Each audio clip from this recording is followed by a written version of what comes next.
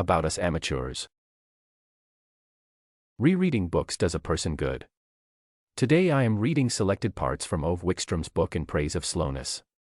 My copy of the book is now without a cover, one of the few books I ended up having to do violence to. The cover showed a businessman with an untied tie, sitting on the edge of a city pond folding paper boats. Every time I picked up the book I was bothered by that cover.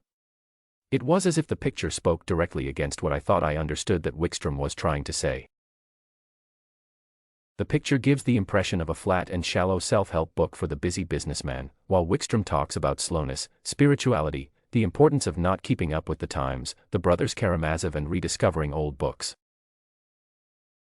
One day I freed the book from the provocative cover, and today the fire yellow cover without a picture can be covered enough. It was great. I even think the book got a little better. Wikström writes in the book about the obligation to remain amateur.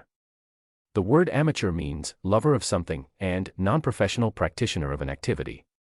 The word is a formation of the Latin amateur, which means lover. Wikström believes that it is the amateur who can test new paths, question, and blow up the frames.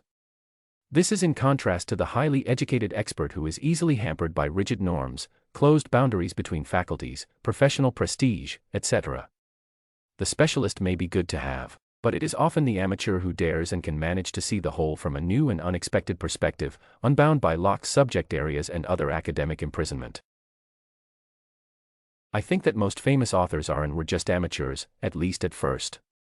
And how could they be anything else? Neither Fyodor Dostoevsky nor Selma Lagerlöf were educated writers. Dostoevsky was a lieutenant in the Russian army and Lagerlöf was a teacher. They had not taken a course in creative writing, nor had they attended a writing school. No, they did what they loved, wrote.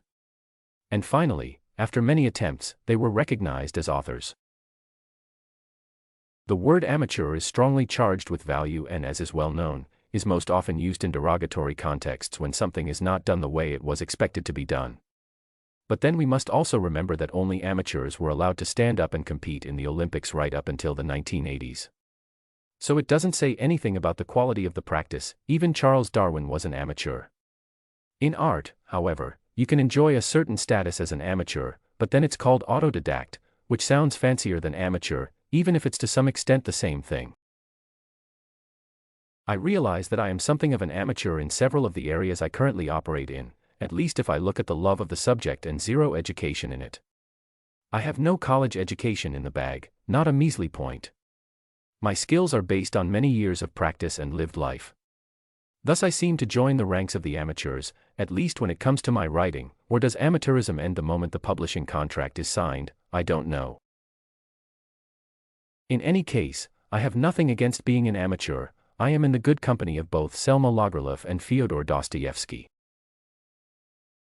Mattias is an author, editor, and illustrator.